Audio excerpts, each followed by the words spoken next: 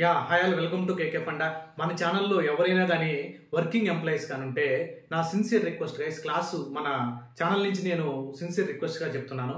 ఎవరైనా మన తెలుగు కమ్యూనిటీ నుంచి కానీ మీ కంపెనీస్లో కానీ ఎవరన్నా కానీ ఏదైనా కెరియర్ గ్యాప్ ఉండి ఏదో సమ్ ఎక్స్పీరియన్స్ షోకేస్ చేసుకుని, లేకపోతే నాన్ ఐటీ నుంచి ఐటీలోకి వచ్చిన వాళ్ళు, లేకపోతే ఫర్ ఎగ్జాంపుల్ వేరే డొమైన్ నుంచి మీ డొమైన్లోకి ఎంటర్ అయిన వాళ్ళు ఎవరన్నా మీ ప్రాజెక్ట్లో కానీ అలా కానీ కొత్తగా వచ్చారని కానీ మీరు ఐడెంటిఫై చేస్తే మేనేజ్మెంట్కి, మన లీడ్కి, టీమ్ లీడర్స్కి, మేనేజర్స్కి ఇలా కంప్లైంట్ చేయడం ఆపండి.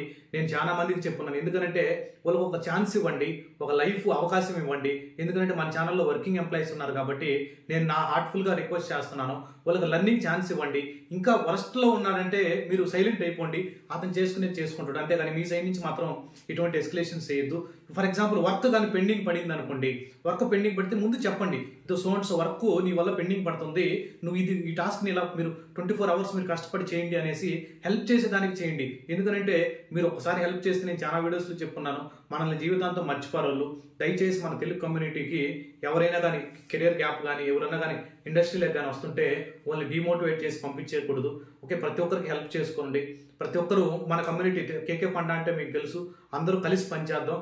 కలిసి పని చేసినప్పుడు ఏమవుతుందంటే అందరికీ హెల్ప్ అవుతుంది. అలానే మీరు చేసేది నేను చాలా చెప్పున్నాను, ఆ అబ్బాయికి ఒక్కటే కాదు మనం చేసేది హెల్ప్, నెక్స్ట్ జనరేషన్కి అతను మంచిగా ఫైనాన్షియల్గా ఫ్యామిలీ బాగా సెటిల్ అయిపోతే వాళ్ళ చిల్డ్రన్స్కి, వాళ్ళ పేరెంట్స్కి అందరికీ న్యాయం చేయగలడు అనమాట.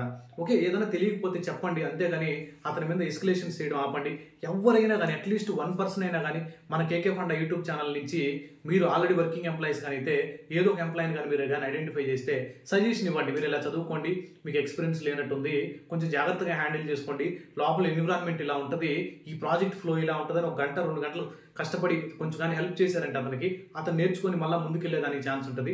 అతను మనల్ని ఫ్యూచర్లో పట్టించుకుంటాడా లేకపోతే పట్టించుకోవడా వదిలేసేయండి అండి. మనం ఎప్పుడు ఉంటామో ఎప్పుడు పోతామో తెలియదు. ఓకే, ఖచ్చితంగా మాత్రం హెల్ప్ చేయండి.